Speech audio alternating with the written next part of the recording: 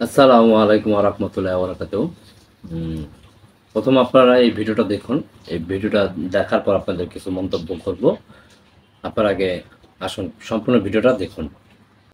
বাংলাদেশে হুজুরদের নিয়ে মানুষের মধ্যে নেতিবাচক চিন্তা বেশি। এর পেছনে দায়টা হুজুরদেরই। ওয়াজে এলে আলোচনার চেয়ে অন্যদের সমালোচনাই বেশি হয় আজকাল। সেখানে সম্পূর্ণ ব্যতিক্রম শায়ক আহমাদুল্লাহ। তিনি যতক্ষণ আলোচনা করেন কেবল প্রাসঙ্গিক আলাপেই থাকেন। তার আলোচনাও তাই মুগ্ধ হয়ে শোনে সবাই। কোরআন ও সুন্নাহর আলোকে আহমদুল্লাহর আলোচনায় অনেক কিছু শেখার থাকে। মঞ্চ কিংবা ইউটিউব, তার কথাবার্তা সব সময় ফলপ্রসূ।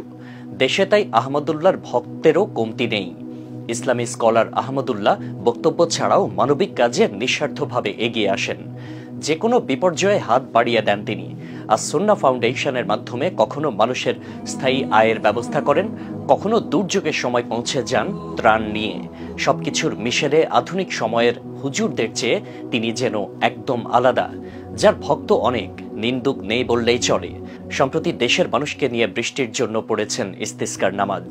শায়ক আহমদুল্লাহ বাংলাদেশের স্বনামধন্য একজন ইসলামী ব্যক্তিত্ব, আলোচক, লেখক ও খতিব। কুরআন ও সুন্নাহর আলোকে তিনি বেশ কয়েকটি বই লিখেছেন। ইসলামের খেদমতে লেখালেখি, গবেষণা ও সভা সেমিনারে লেকচার সহ নানামুখী দাওয়াতি কার্যক্রম নিয়মিত পরিচালনা করেন।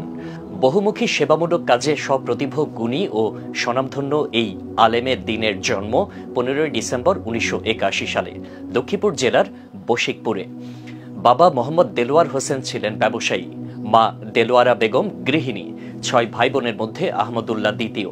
নিজের বৈবাহিক জীবনে তিনি 3 পুত্র ও 1 কন্যা সন্তানের পিতা। বশিকপুর প্রাথমিক বিদ্যালয়ে প্রাথমিকের পাঠ চুকিয়ে ভর্তি হন কওমি মাদ্রাসায়। নোয়াখালীর একাধিক মাদ্রাসায় কয়েক বছর পড়াশোনা করার পর তিনি ভর্তি হন হাতিয়ার ফয়জুল উলুম মাদ্রাসায়। সেখানে প্রথিত যশা আলেমে দিন মুফতি সাইফুল ইসলাম রহমতুল্লাহ আলাইহির সান্নিধ্য ও ছাত্রত্ব লাভের সুযোগ তৈরি হয়। এরপর তিনি দেশের সর্ববৃহৎ দ্বীনী শিক্ষা প্রতিষ্ঠান দারুল উলুম হাটহাজারী মাদ্রাসায় ভর্তি হন।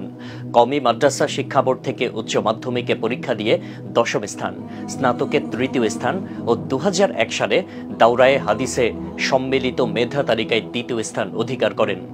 দাওরায়ে হাদিস শেষ করে খুলনা দারুল উলুম থেকে ইফতা সম্পন্ন করেন। বাংলাদেশের স্বনামধন্য ইসলামী স্কলার ছিলেন ডক্টর খন্দকার আব্দুল্লাহ জাহাঙ্গীর। শায়ক আহমদুল্লাহ তার সরাসরি শিষ্য। আব্দুল্লাহ জাহাঙ্গীরের হাত ধরে গড়ে ওঠা আস-সুন্নাহ ট্রাস্টি আজকের আস-সুন্নাহ ফাউন্ডেশন। 2016 সালে আব্দুল্লাহ জাহাঙ্গীরের মৃত্যুর পর শক্ত হাতে ট্রাস্টের হাল ধরেন শায়ক আহমদুল্লাহ। শিক্ষা, সেবা ও দাওয়া 3 বিভাগে কাজ করছে প্রতিষ্ঠানটি। ওস্তাদের মতোই তিনি বিতর্কের বাইরে গিয়ে কাজ করেন।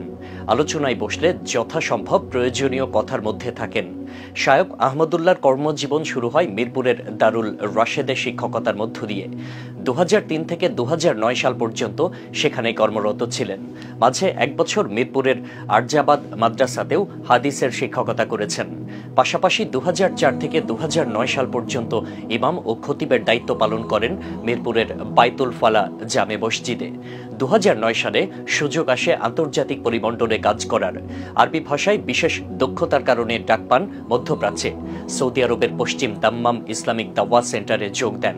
একজন প্রিচার ও ট্রান্সলেটর হিসেবে সেখানে দীর্ঘ প্রায় 10 বছর কাজ করেন।